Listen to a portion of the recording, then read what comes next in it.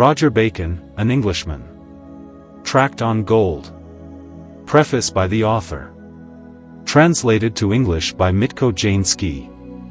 The old true and right philosophers and naturalists said, "Where nature it ends, there the art begins." This splendid and excellent aphorism was truly spoken and recorded by them, not in the wind and without any danger, but very carefully and well worth considering.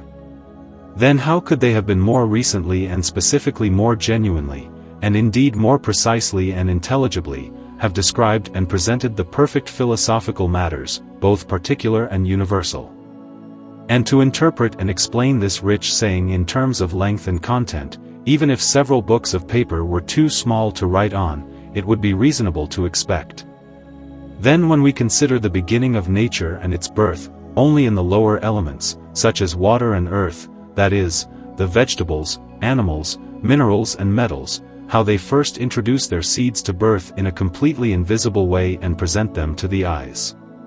Then, therefore, the seeds of all creatures are sown invisibly, and no one can see the seed from which the fruit born and grown up.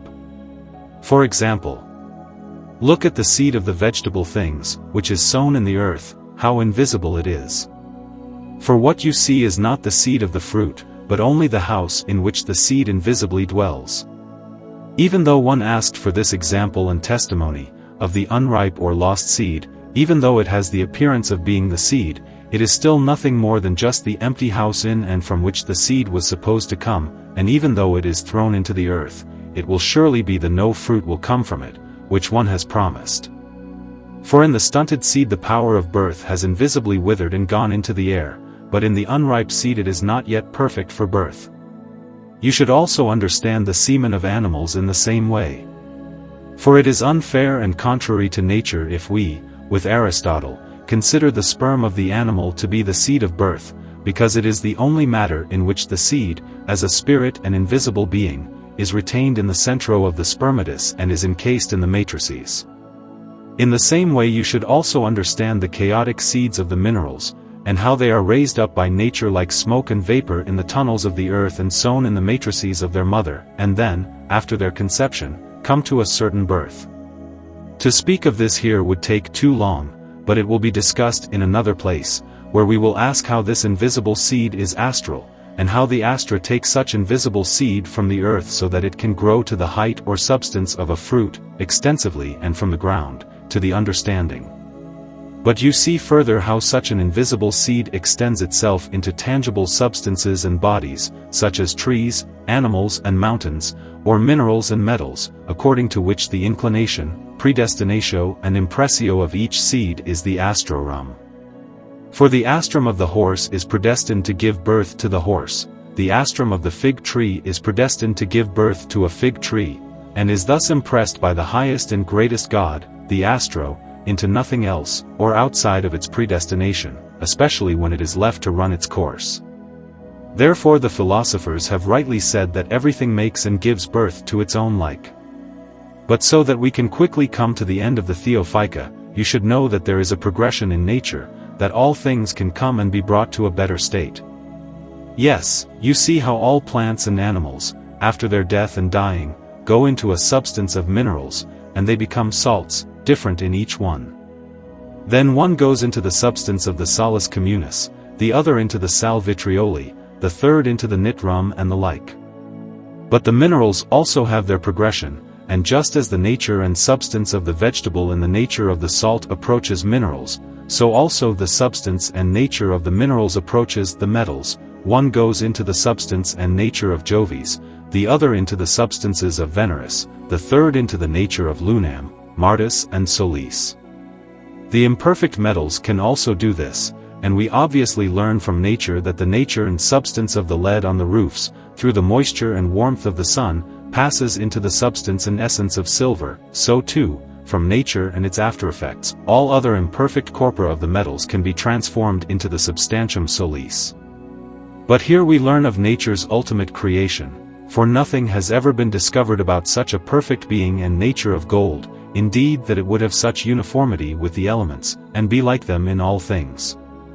Many have asked of precious stones how they surpass gold, but they were wrong, for there is no perfection or quality of all of four elements, indeed a unity of the elements could make them utterly null and void, even though they appear to be wonderful and seem as if they were and could do more than gold, although this is not the case, since gold has a union and is similar to all four elements. And the most precious stone is ruled alone from the astro, and when its terminus is out, the stone which the astrum makes precious is as healthy as a pebble, and the like. This certainly does not happen to gold, for until the final judgment of the court, nature cannot change or diminish the nobility and perfection of the body of gold. It is indeed a material of all precious stones, and gives them better from its body and from its material than nature can find and achieve. And I tell you, if the astrum were to turn and imprint its inclination into such a clarified body of gold, it could not lose its virtue and power until the final judgment. For the body is perfect and united and pleasant to all elements, and there is no element that could harm it. Other stones, however, have no perfect material, and when the time of the predestination of the end of their material has come, they leave the astrum, and its power is drawn back to itself by the astro, which cannot happen to gold in nature, and by nature, because it is not predestined to any end up to the final judgment.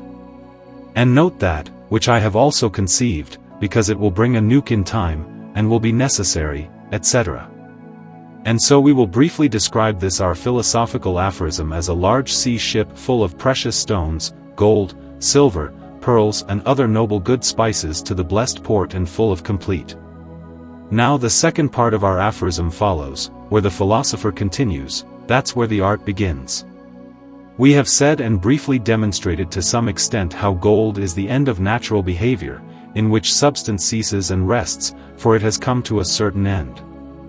You have also heard how there is a progression in nature, and this is therefore predestined by the highest and greatest God, that all creatures progress in their development, and each one hastens to its certain end, as you belong to the seed of the vegetable. After the death of each vegetable and the dying of the first life, the other progression begins, namely to the minerals, and after the dying of the minerals, the third progression to the metals, from the metals, however, the fourth progression begins, namely to gold, as the final creation. Just as with the arithmeticists, whose progressum history in the numbers to the quaternario, which they progress from 1 to 2, from 2 to 3, and up to 4, and here is the end of a complete demerii, and the common arithmetic masters under White instruct their students in pronouncing numbers to look from one number to the next and say 1, 10, 100, 1000. And with these the perfection of all numbers is expressed, so also in nature all the power of the magnalia, mysteries, and virtutum is understood and also expressed to some extent through this progression. But now notice that we must also speak here of the art which first of all has its beginning in the place where nature has established its end. For this will be a unique and separate art, since other arts, as has always been said of arithmetic, also have their beginning or principle in nature, or with nature. For without doubt the philosopher did not say this quite so explicitly that art did not fully begin until nature had come to an end and ceased in giving birth, and even in the place and in the part where nature had ceased to work. But God has placed and created man above nature and all creatures, even though he is natural and nothing more than nature, apart from the breath which God breathed into him from his divine mouth after the completion of all creatures and the formation of all creatures. It is precisely this man who should and will be the judge over nature and its works. This divine spirit presents to the senses and thoughts of men, as if in a true vision, the first beginnings of nature, since the natural, a created spirit, finds some indication on which it can and may truly establish and base itself, and in such work and earnestness of the spirit of natural creation, the divine breath in us further forms for the breaking of the whole world. And Saint Pesarus gives it out of the ignited, burning fiery heat, the breathed-in breath of God, in clear words, and says, that the elements of the present will melt, and the earth and the works that flow will burn, and a new world will be born, very holy, as is finely foreshadowed in the book of Apocalypse. Indeed, the first fathers and patriarchs built great wisdom on this foundation, and God also presented it to them in this nature in many obvious works, which would be too long to relate here one by one. Indeed, it was precisely in this place that the noble art, of which the heathens and philosophers left something behind, began with the fathers, and this is the art which should be a prefiguration of the dissolution and new birth of the new, eternal, incorruptible world from nature, before the eyes of the holy man eyes set in pre-paint, and as said above about Petro, that such a breaking of the elemental world should happen through fire. Now also notice in this art, that in nature's pre-formation the fire must also do this and will accomplish it, but if we were to speak of matter, of the breaking up of the great supercelestial work of stone, where one asks how gold is a completely perfect created world, then we would like to say something further about the fire with which the breaking up of the world is to be ended. For in that place it will be of use, because accordingly in these present times such a great mystery of the eternal God will be contemplated by some people, spiritually placed before their eyes and revealed to their minds and senses. Then just as a supernatural or elemental fire will be that through which the elements and the whole world will break and melt into one another, and how the new work will be born again from the broken and perishable works of the melted elements and will be an eternal work, the Holy Eternal Trinity has such a thing, even in the supercelestial stone, where one must have a supernatural fire and a supercelestial preparation, and want to use it, show it, but this is not mentioned in the book, where one can see from the beginning and the end of all creatures, creation and birth, and then of their end, corruption, downfall and destruction, must be fully stated. And so, for the sake of brevity, we conclude the other part of our aphorism, on art, with this simple indication that it will be precisely this art which works in fire and melts the elements, and burns their earth, and brings about a new birth of a new work, a perfect, indestructible, supernatural world, full of all magnalia, mysteries, arcana, and full of virtue, power and potency. Help, eternal God, through your fatherly, gentle goodness for the sake of Christ, your Son, and for the honor and praise of your great name, that we may truly recognize this your holy, divine revelation, for the consolation and joy, strength and salvation of our poor souls from eternity to eternity. Amen. Theory, or instruction on the nature of gold. And we also want to give a more thorough lesson on the nature of gold, as we promised at the beginning in the title of this little theory. The philosophers have rightly said that the substance of gold is omnipotent and equal to all elements, which we have also reported this before, but it is not yet clear, for we still have much more to look into here before it can be done quickly, and we will only say, in a basic and simplicit way, that gold has two natures according to the elements, namely spiritual, volatile, celestial and astral, and again corporal, physical, and according to the opinion of philosophers, fixed natures and substances. Well, these two natures should be studied diligently and carefully by all researchers. For without this knowledge, all work and effort, as well as the intention and ingenuity of the working researcher, will be lost and will be led astray in vain as in a labyrinth of darkness, and outside of these two natures no certain process for the projection of the imperfect bodies can take place, just as little as the projection can be prepared and made outside of the natures or substance of gold. And notice this well, for there are many who have prepared and made projections from the minerals, even on imperfecta corpora, and yet have not been able to know where they come from. Indeed, many among the learned philosophers have not experienced it or have not been able to notice it, because they have evidently and in fact experienced how the moon from the projection of the elixir in several many degrees. Not only in the purity it has surpassed the mineral lunar surface, not only in terms of purity but also in terms of perfection, so that it has been valued as equal to fine gold as far as perfection is concerned. But you know, that's outside the substance and nature of gold is impossible, a projection tincture or elixir. Because although many of the ignorant from their ignorant stand may ask, it is the elixir from the vitriol, antimony, arsenic, and sea, and extracted, everything is right and true, and not against the meaning of nature, and it should be so certain. But this vitriolic, antimonial and arsenical extraction does not affect be different than a nature of gold. Then, as previously said, it is impossible, and contrary all will and understanding of natures, in change materials to seek a true elixir. Then the nature and substance of gold that is grace, God grant it to you immediately whatever you want. For that is true and a laughable one, which all creatures in their reception nous and birth from nature is get, into them a part of the substance of the gold to overthrow, such is then all creatures, but how little they have to the other of these, have understood to be easily considered by the researchers, and in no way different, than that nature in its goodness all time, the one mineral, vegetable, also animal, ennobled and gifted before the other, and the given to others more than to others. And this is the cause of the aforementioned progression, for if the creatures of the plants, mineral animals, had nothing of the substance of gold, their progression would certainly not continue. But now that each one has received something from the Solarian nature, it is compelled by this nature to go to a similar end, and the more it has of the Solarian nature, the sooner and faster it will hasten to this end. Therefore, whoever wishes to make a true elixir from the mineral species should think of nothing other than diligently finding the nature of gold in it, and actually grasping it for his work and presiding over the effect.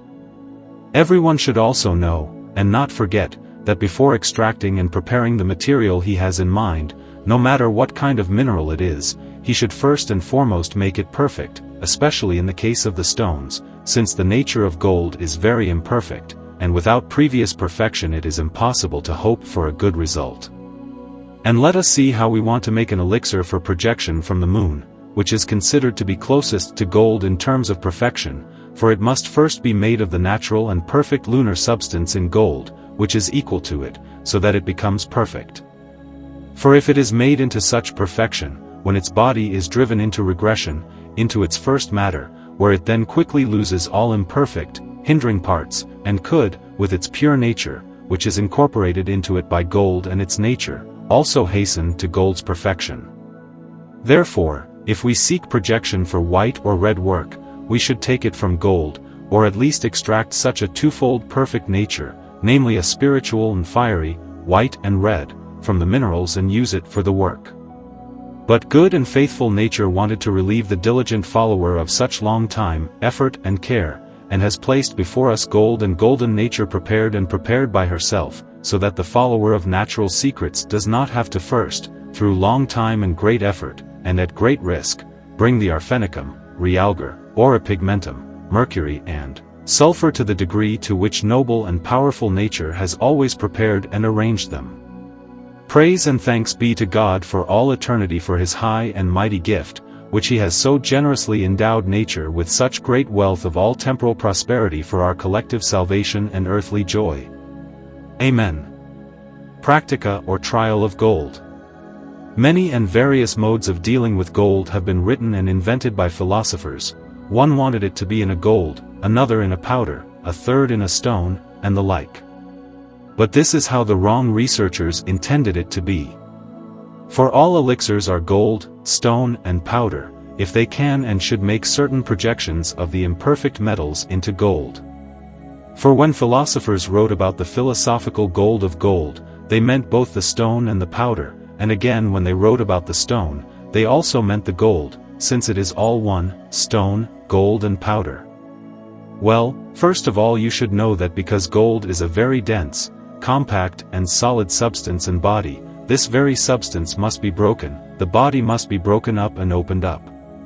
For without this philosophical reasons it will be impossible to disintegrate and unlock, and it will not be possible to hope for any perfect nucleus. Therefore, true philosophy has invented four modes, as it were, as the key to the rune on which the entire foundation of all artificial preparation should rest. The first key clavicle they called solution, the second sublimation, the third calcination, the fourth fixation. You should know of the solution that it was created and invented from the idea that the body of gold would be broken, dissolved and opened. For if there is such a dissolution and exclusion, the gold will indeed remain gold, including all its substance and essence. But if it is opened and broken, then a certain nut will be expected from its body. And this is the way by which the perfect becomes imperfect, the fixed becomes volatile, and the corporal becomes spiritual. The other mode, sublimation, is about what can be opened and dissolved at the same time, soul and spirit, in the broken body of the gold. Then this mode opens up to the spirit and its power, that is the soul, the arcanum, mystery, virtus and potentia. So you should understand the third method calcination, that in it the spirits, that is, the soul with the spirit in turn penetrated into the body and are united, so that 3 different substances in turn become one substance, and that were previously 3, jesin be one, and the union of the spirit with the soul, and of the soul and spirit with the body, must be brought to an eternal peace, and therefore to an inseparable being. Now it is now time to say about the 4th key, which is called fixation, namely that it locks the soul and spirit with all their power and power of the magnalia, arcana and mysteries in the body, so that they can be used for eternity because there is one nature, neither can nor can be separated from another, and are therefore closed until the final judgment. But now we divide this process into 5 specific chapters. The first chapter actually aims to show the practice and the essence of the first key, also how to find it and properly use it to unlock the body. The other chapter will reveal to us the way and method to the other key, namely sublimation for the opening of the spirit and soul.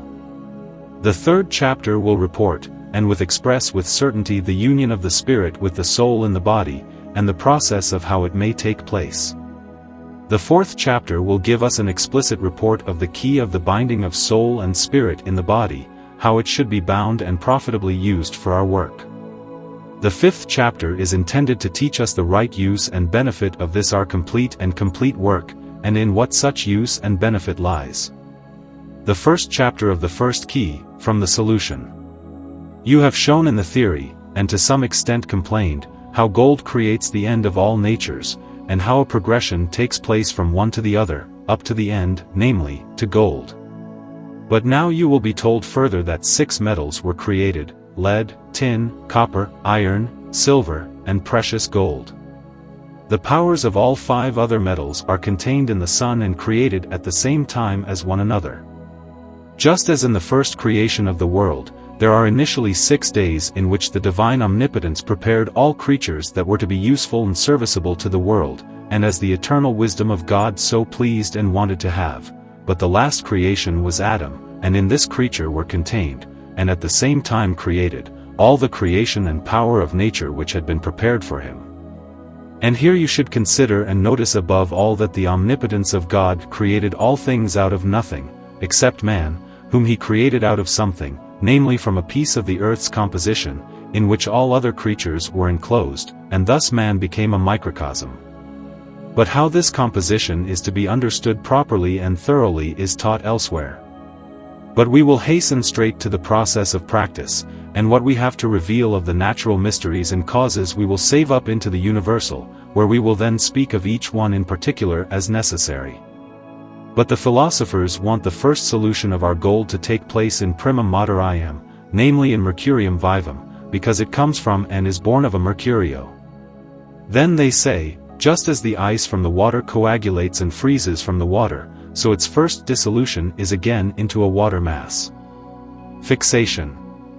And as this irremple of the Eve indicates, identifies, and makes clear, so also the gold, which was first mercury, shall be brought back there in its first dissolution, namely into mercury, that is, into mercury vivum, or mercury currentem.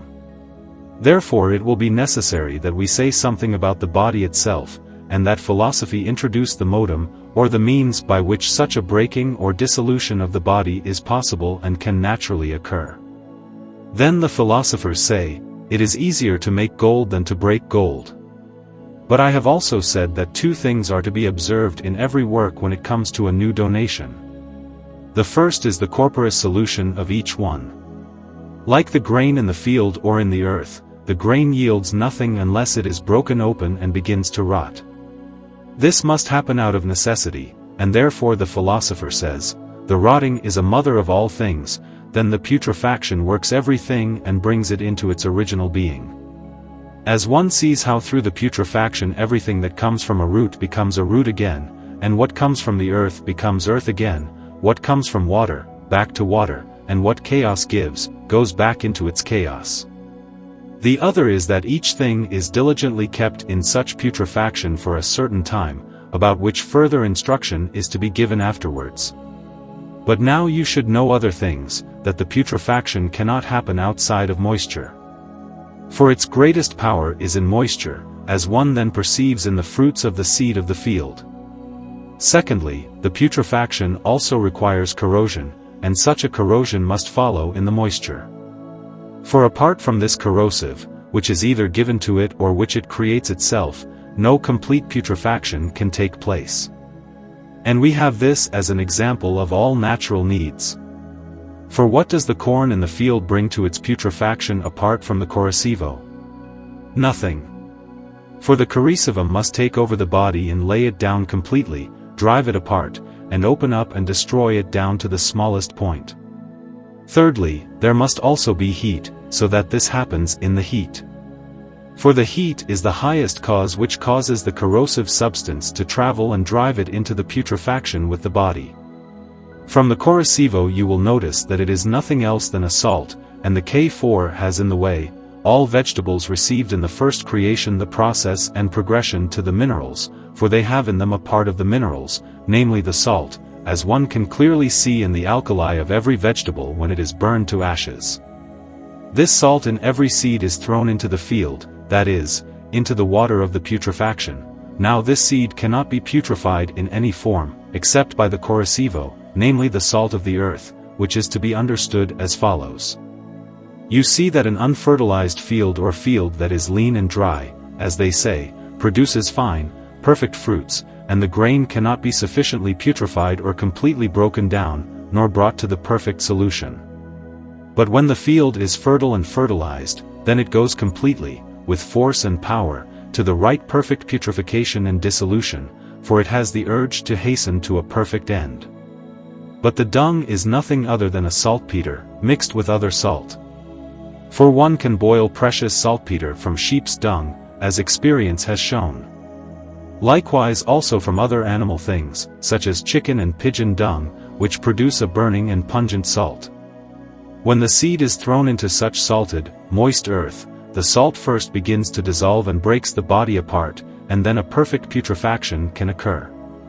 But you should also know that no juice or water is lacking in such a salt, even though it is not officially felt or evidently seen with the mouth or tongue. All this has been shown solely so that a certain instruction of nature and its work may always be kept in mind, so that one may be guided by it, as by a stick, and follow it accordingly. If our putrefaction is to be like this, then we must learn from nature as from a teacher, who to some extent sets out to instruct us through her teaching process. But we work in this way. We take salarmoniac, saltpeter a pound each, and a quarter of alkali, all well prepared and well mixed. From these we distill a water according to the art of distilling sharp water, as you have seen, with a template, because there are powerful corrosives, the spirit, cloudy, thick, like a mist, which serve our work, namely the work of gold. Why salmiac? Because gold cannot be broken by anything but salt, and this is a pure spirit separated from the common salt, which penetrates with its penetrating power, also the innermost bond with which nature has bound gold in its final separation. Why saltpeter? So that the power and soul of the salmiac are moderately captured. For by itself and through itself the whole body of the salmiac is driven without any sharpness by the fire above it, and serves no purpose, but through the local, fiery and burning spirit of the saltpeter, the powers of the salmiac are aligned and all abolished, for they are opposed to one another and must be fought against one another with strife. Why salt alkali? So that the spirits are densified even more, because in the alkali there is a thick salt spirit, which rises up in the same form with impetuosity through the resistance of the previous two and settles again in water. Thus the water or moisture is prepared for the purification of our body. In this water the corpus solis should now be planted as if in a field, or as a grain thrown into water, so that it sprouts and bursts. For this our water will do the same, namely, that it will diffuse the body of the soul and dissolve it into itself, for the vegetable is also the substance of gold, which is subject to salt. Now if gold has diffused in this corrosive natural water, then it would be fair and convenient to seal it in the putrefaction of the Femi or manure or balneo sect. But the spirits of our water do not tolerate heat, since they themselves have heated each other up and ignited. For if an excessive heat were added and the vessel were sealed, the spirits would break out unexpectedly and in an instant and violently shatter the vessel into hundreds of pieces and destroy it completely. For this reason we use another method, namely distillation according to the art and its content, or cohoberin. For when the seed is dried and then rain falls on it, it refreshes all the plants, and they grow again better and more beautiful. When the body has been completely broken down and dissolved in this water, we let it stand for a day and a night, so that the spirits of the water can mix better with the substance of the gold and the limbs of the solar body can break down more. Then we draw it off the broken body again and pour fresh water into it. Furthermore, so that the spirits of our mineral dissolving water, which are predestined by nature to the destruction of the solar body, can penetrate the body even further and cause a further breaking and diffusion. This distillation of the body in reinfusion can take place several times without damage, so that one can actually be certain that all membranes or parts of the body, however small and insignificant they may be, are broken and diffused. Thus, such a union of our thick mineral and spiritual water with the body of Solis is made that the spirits of the water mix in the body of the gold, so that they are very difficult to separate from each other.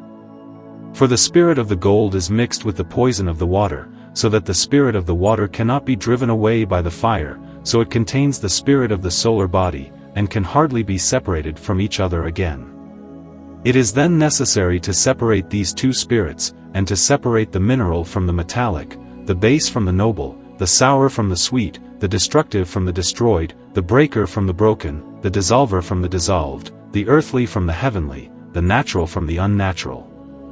From this no further progress or progression into the other mode can take place or be completed, except through contraria, i.e. by sending them something contrary, which through its contradictory nature causes a separation of the vow and marriage, so that one leaves the other, and separates from each other.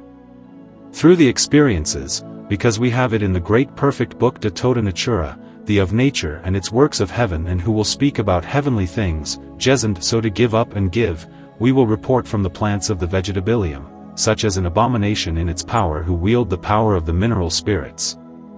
And when we gave the experient her praise, and admitted, for reason that they gave us the clumsy, and at the same time against present natures, such as the revealed the secrets of the wine spirit, which with violence against all mineral spirits white. And these two spirits are well worth considering, since one finds them in almost all things, but in one more, in the other less. Indeed, the Kabbalists of the real Kabbalah have created a great secret, for they bring forth in their secrets such an adversity of these two spirits, namely the vegetable mixed spirit, and a mineral spirit, by which an excellent mystery of Fembabrit is revealed to them. Then they say how the time from the beginning of the world to Christ is hidden here, who mixed his blood in such a spirit of wine for the forgiveness of all sins and washing away of this innate impurity, and how the spirit of wine then washes away and cleanses all impurity, and drives out the destructiveness with great power, and introduces a new life. How then, when we remember him in his place, a complete report will be given of this. But for the sake of brevity we will go on to the process of this our intention. If, after frequently removing the thick, misty, or corrosive spiritual water, we throw such a spirit of wine into the composition of our body of mineral spirits, such a separation takes place that all power, strength, and sharpness are completely extinguished and lost, and only the body, which maintains a community with both, namely with the spirit of the minerals and the wine, remains at the bottom of the vessel, and the faces of the mineral water which have settled down with the spirit can be washed away without any harshness with bad aqua communi, so that we can actually know that we have the listed and dissolved body completely and completely free of all other spirits. Because we have a rectified tartarum, which we place under the broken body of the gold and prepare it to sublimate, according to the custom and knowledge of sublimation, as the art of alchemy knows and maintains. And then throw the sublimation, as we receive it from the fire in the alembic, into a good distilled vinegar, the body is immediately awakened to a new life. And this is briefly the first chapter, which contains for us the first key of this art, namely the solution of our gold, into its primum materium, or into mercurium vivum. Chapter, on sublimation. But now that we have prepared our material according to the philosophers and their opinion, we rightly proceed to the other mode, namely to the other key of our work, since we are then told of another heavenly opening, namely of the soul and the spirit. For the first exclusion was only an opening of the body and its members, but this opening or dissolution and dissection serves for an essential anatomy, both of the spirit and of the soul. Why the spirit? For the spirit holds in it the hidden soul of our body, which all philosophers have sought, and few among them have been able to find. For what reasons? For she is invisible, and no man has ever been able to see her, but her great power and strength, namely that she proves herself to be mighty and strong over all things, has made her felt. What then is the spirit of our work? Nothing else than the hyle or chaos of a new world, for the birth of new elements, not that it should be a world like the outermost, which is formed from the spirit in spirit, united by the spirit, but that the outermost world, in its final creation of the birth of all elemental power, separated from the first hyle and again enclosed in a corpus. We have, however, broken up such a corpus by God's forgiveness, and prepared it again into a hyle, as said above. But of this in another place, which I will describe, on the preparation of celestial materials on celestial stones. But what is the soul of our work?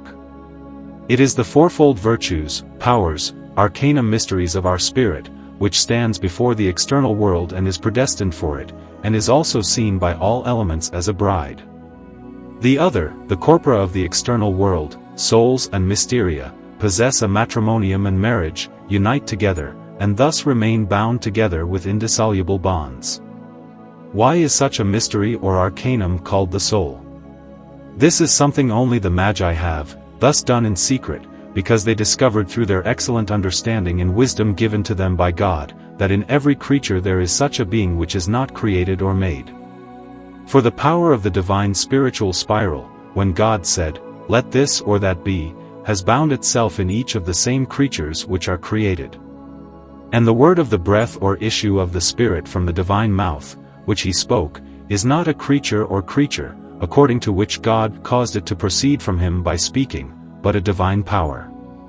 This power or breath is the soul of every creature, according to what God has predestined it for, as we report in another place where we speak of the desires of man and of the stamina and powers of the soul, also under our magic, and under the chapter on the power of faith. But when the philosophers saw that the Magi held this in such high esteem, they, being ignorant, allowed this magical secret to remain.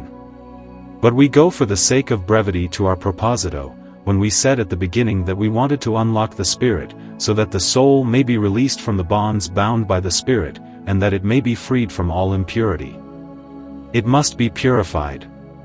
For in itself it is very pure, but it is too deeply corrupted by the spirit, which takes away its power and destroys it.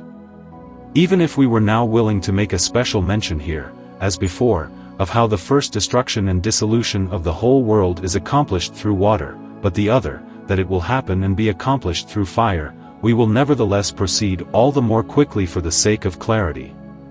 We also had to consider here a parable of the dissolution of fire, for in this mode it is taught how this dissolution alone is a dissolution of the spirit and soul through fire, just as the former was a dissolution of the body and spirit through water. Well, we speak and teach, I say here, about the sublimation of our vivified solar body, and how it is to take place. When we see the living body of gold completely without any other mixture, pure washed off, we first take off the dew of heaven, from the aurora, so it has been moistened or moistened. Which thou Isaac a clouded water, or a water that calls clouds.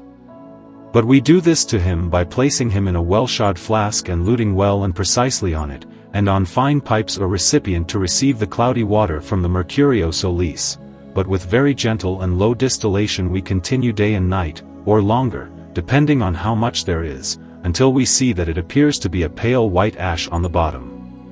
We take this out of the flask as clean as possible and place it in a glass sublimatory, not particularly high, and cover all the bent plates, which should be flat, with glue, on this mask, not spiky, and long according to the usual shape. They should not be covered with glue any further, as the figure, marked with ink at the places, shows. You do not stick it deep into the oven, as was the usual custom, but prepare an oven that has a flat, round cut-out leaf on top, in this manner. This leaf is made of glue, as is the custom. The hearth is made as in the distillery. A furnace is made for the coals to rest on, with holes for ash. But there should not be more than 4 valves, and the round, wide hole should be the size of the sublimation vessel. The sublimation should take place in this furnace, but care should be taken not to do it in a laboratory where rain or snow could fall on the glass, as there is a risk that it might crack. When all this has happened, one continues with the sublimation, first with a very small fire, which one can only modestly see, so that a thin smoke rises and settles. One keeps the fire at such a temperature until one sees that everything has risen, then one lets it cool down gradually and turns the sublimatory with the sublimate around, and what was previously at the bottom will then be blessed at the top, and this alternation and reversal should continue until you see the spirit becoming tired and sluggish, and it no longer wants to let the fire drive it. Then if it no longer wants to rise, it is a sure and good sign that it is hurrying and wants to go towards its perfection again. Therefore we must now proceed from here to the third mode of our work, namely calcination. The third chapter, from calcination. In the recent chapter we have spoken of the elevation of our souls and spirits, and how they carry the body from one end to the other, thus in spiritual form, and also of the opening of the souls and the instruction of the spirit. But now we want to teach and instruct further about the third method, namely about calcination, where our soul and spirit make and prepare a hut for them again, that is, a heaven in which they will dwell. Of which there is a parable in the Apocalypse, the New Jerusalem, as will be further explained later. After our spirit and soul have sufficiently exalted and elevated themselves in the next chapter under sublimation, and have risen far above the level of nature, and have spiritually led the body along in a chaotic form, they have finally moved the pure soul, which extends itself in such a chaotic state of the spirit with its invisible power and heavenly radius, and thus invisibly grasps or takes hold of the entire substance of the spirit and its spiritual body, and forces it, after the final term of its operation, to return to a corpus.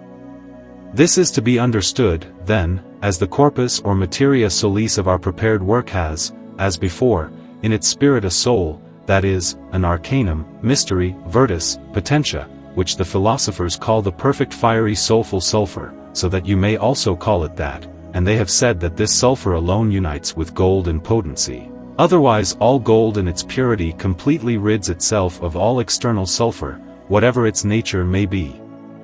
Now it is undeniable that sulfur coagulates mercury, that it also forms a metallically perfect corpus, such as gold. Because philosophers have now recognized and seen that sulfur exists, and also that they have evidently experienced this in all other imperfect metals, and that gold is likewise a metal and very rich, without any sulfur, they have judged that there must be only a power of sulfur and no sulfur in the corpore solis, and that is how it has remained. From this you should now notice and learn, namely, what the philosophers recognize as a power of sulfur, that is, in the case of the two magi, the soul, and of gold virtus, potentia, and arcanum, wolon, this arcanum or power of sulfur like sulfur in our materials, as his exaltation to conquer the heavens, and led the spirit with him, encompassing the power of the soul, or the power of the invisible bare sulfur, grasps and he constantly holds in her the whole substance of the spirit, just as the invisible the magnet with its force pulls the eggs and attacks, and compels him, and like a very small quantity, of the philosophical you see, a large sum of the common mercurius from him, and in a perfect corpus soul or luna coagulates, and like the magic supercelestial stone, by its appearance alone and gegenblick a transmutation of the metals. And as Basiliscus kills people with the shine of his eyes, and as the conjunctions of the heavenly bodies, through their appearance, excite and cause war, pestilence, and micry to grow, so and in the same way it is with our souls, when it is in its highest affection and exaltation, it inspires the spirit, through its power of violence, to become corporally perfect and indestructible again. For just as such a power of sulfur in the substance of mercury brings about the perfection of gold, so here too nothing else is reported but something similar, but of a higher power and form. This power then begins to resist all the power of fire and to oppose it. For previously our spirit and soul with their bodies were so fleeting that even the fire could drive them from one place to another and wherever it wanted. But now the soul will let itself in and sink into the spirit with its invisible power, so that from now on, after its term has been fulfilled, it will be impossible for the fire of the mineral power to gain anything with its strength for the spirit of our work. Well, let us proceed to our proposito. When the spirit of our work, according to the teaching of the other chapter, has become so sluggish and weary that it feels the restraining power of souls, you should take it out in this way and put it in a vial that is 12th full, and you should seal the vial well with the hermetic seal, and hang it in the oven over the heat of the lamps, or in the secret athanor or tripodem, where one can control the fire inside, according to use and type, as the work of derisization, according to the body's matter and substance content, and understand this as follows. There are 4 degrees of fire through which we can actually carry out and accomplish such a calcination, and through which our shattered and destroyed or raised and broken souls, soul and body, are again conjugated.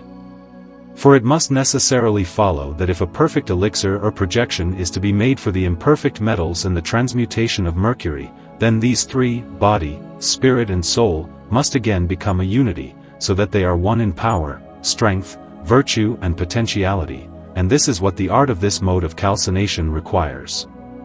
But in all things it is especially to be considered the office, the regime, the time, and color of these 3 corporis, anima and spiritus. For this is how the body first performs its function, namely that it houses the soul and spirit, for it is the house, the tent and dwelling place of the spirit and the soul. But his rule is in the 1st degree of fire, where he produces himself in his corporal colors, that is, in the colors which adhere to finer corporeal substance, namely in a white, shining color, such as the modus sublimationist thus prepares for us and presents to the eyes, which the philosophers have attributed to the element of the earth, terrae lemnii, or St. Pauli. The first time, however, is kept according to the weight and control of the fire, which should be the 1st degree, as then the skilled artists should divide this up fairly and know in what degree and warmth our work and matter are then kept fully complete, with the 1st degree until the first time of life and its office and its control and its colors are perfect and completely filled. It is therefore important to understand that the color reveals the end of each era. For as the day reveals the end of the night, and the night or the dark colors of the night reveal the end of the day, so also here in our work. And just as the apple and pear and all other fruits ripen at one time, then at another. This is due to the good and comfortable warmth and right degree of fire, that is, the sun, just as the vine shows us an example and provides us with an example. But it will be impossible to represent a certain form and degree of fire in our work on this particular, since the sun shows us that even in its certain course it is often unable to extend its perfect warmth to particular creatures for reasons of many obstacles, and in the primary it cannot, as a result of which all the sea growths which are predestined with their perfection in the sun's warmth suffer a great loss in their proper time and perfection, power and colors. For this reason, the greatest joy will be in the artist's ingenuity in good sense, since he is perfect and diligent in these matters. And this is of the 1st degree of fire. In the other degree of the effect of the fire, the spirit is seen with its colors. For the other degree of fire demands and drives forth the force of the spirit and its color, in which the spirit allows itself to be seen, so that it also begins to change the white body into another color, namely into a red color, as is minimal, so that the fierce spirit extends itself and tints and colors the body through all its members, and has united itself with the body and connected itself with it. And this effect and experience is dedicated by us to the super-elementary, our secret Mercurio.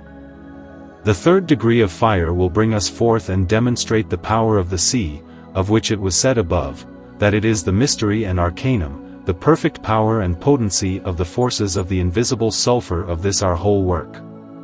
For now, through the 3rd degree of fire, the power of the sulfur is awakened, it stretches itself out and illuminates with its pure, blood-red shine all the leather and the whole body with the spirit of our work. And, like a burning spirit, it ignites a subtle fire in this sprawling body, which lies there open, like a scattered earth, which, when moistened with water, swallows and consumes, and in the same form has taken our spirit and soul back into itself, to the extent that they form an inseparable bond against each other, and thus find again at the same time body and soul, like a perfect union, brought together, and united in all their parts, yes even in the invisible ones, to such an extent that outside the order of nature they neither see nor deviate from each other, regardless of the fact that the body is still open in all places, and lies spread out, like a scattered little monkey. But in order that a complete and achievable perfection may come about, the philosophers have added another modum, which cannot be overlooked, to this particular of ours. Therefore, we will now proceed to this final and definitive key of the philosophers as a conclusion. The fourth chapter. The fixation. The third chapter has indeed taught us about the calcination of the earth, and how through the degrees of fire the colors of the body, the spirit and the soul come forth and appear, and how the soul in turn brings about a perfection in the spirit with the body and binds itself to one another in a union, and how all this is completed and aligned in the third degree of fire. But now we want to report, indicate and teach as briefly as possible about the effect of the fourth degree of fire as the conclusion of our whole work, and how such a thing may occur and happen. You will also remember that you work in the athanar or tripod, with the third degree of fire to the red colors, that is, in the third regiment of souls, or of the potential strong sulfur, of which philosophy may also mention done, brought and preserved. Just at this there the fourth mode is to be completed, namely the fixation of this our work. We but do this to him. When the soul and spirit unite with the body united, and into a perfect perfection engaged and promised, so stay the body is still open, spread out like a snail, and a blood-red color. We follow them with the fourth degree of fire. In this fourth mode and key of the fixation we close the open body, as though we unite spirit and soul into an eternal alliance not in the body through the fourth degree of real fire, and that they will remain to the left judgment, from and outside the body with not flee, or may give way, yes, because a nature is, should not nor can body, soul nor spirit does not differ from each other remain forever until the last judgment connected. And understand that it is by the burning of the fire of the fourth degrees. Because in this warmth of the fourth degree raises the corpus with the souls and spirit to melt and embrace and captures in itself the spirit and soul that do not want to give way, and the body accelerates so the same as in a glaphron transparent capture all magnalia, virtuts, mifteria and potentias of our past work, and the soul gives light shine through this ruby and beryllium body, like a sun through a crystal its shine and glamour see, but in the colors and the more different they are. And from now on it will be impossible and will be feared that any element, elemental air or fire, could cause any harm to this unfinished work. For nature as a whole has never been able to reach such a very high perfection, and therefore it will be impossible for it to break such a united being as Dharam. Praise and honor be to God for all eternity, who has allowed nature to transform itself from an earthly creature into something more heavenly, and has revealed such a great mystery to the senses and spirits of men, and has given it to them to understand and comprehend. Anacephalios and on the use of the stone. You see, it is right that we now bring forth the use of our stone and bring it to light. Then before and in likeness, as this our stone, although it was drilled and made by a particular handwork, it has nevertheless attained and taken on a much higher degree of nature than other stones, thus its power and effect will also be much more excellent than other prepared stones, since it also follows from the beginning the first rise, in which art blesses it, which brings forth its fruits as if they were more than elements. It has indeed been broken down and opened up into its innermost being by the mineral spirits of salmiac, saltpeter and alkali, which have not ceased until they have brought these our materials to light before our eyes and delivered them to the promised heavenly Hyle. The time that will come after us and among our people will help us to publicly attest that we will not deny this or disdainfully throw it away. But this our ready Hyle, in the exaltation of its spiritual body, through the modum sublimationis, has been raised far above the degree and verinogen of nature, not only because of the body and its matter, but also in power and virtue and strength, since we tear it up in the sublime vessel and its furnace with frequent turning and turning through the power of the furnace, and in that very place soul and spirit closed up, even in their innermost and most hidden places. And such a work is followed by the funeral, and as it were an eternal marriage and concordia of our body, spirit and soul, to which each one in particular will reveal its secret through the power of fire, and reveal and show through its colors enotnos. Finally, the fixation enclosed in the glass body all the mystery and great things, as much as is powerful in our long work. And the soul has ignited itself with its heavenly fire, which shines out from such presumed glass bodies as the sun shines through spectacles or glass, yet with a difference which is great. Well, since our soul and spirit are thus bound together with the body by fixation, there is no longer any fear, worry, danger, or any other evil to be expected. For our stone has now made itself known and established itself with the fire of material power, so that it rejoices and feeds in the fire, and would like to wish that its daily maintenance could take place in the fire. But we now go to the work of projection, and want to take our prepared stone out of its barrel and keep it clean. On the method of projection. When you have the stone, 2 drops of the clean, fine gold are rolled up and hammered down, and the stone is to be placed in a good, solid glass crucible, then another crucible, which is covered with iron and is well coated, and then another one, in which the stone is to be pulverized and mixed with the gold, and finally put into a solid glass crucible. It should be carefully placed in a certain place so that it melts, and then kept melted for 3 days and nights. When this time is up, the crucible and heat are allowed to cool down on their own, and the stone is carefully taken out so that it can be carefully preserved as one of the most precious stones. From this one now projects onto melted imperfect metals. But you should now notice that if our grain is not fermented with gold, it could not enter the imperfections when they were in the hot river, but would float on top like a gold, for in its liquid state it is nothing other than a gold, since from the moment it is touched by fire it melts like a gold, and when it cools it hardens again like a ruby. This is why the fermentation of this, ours and all other elixirs and stones was invented.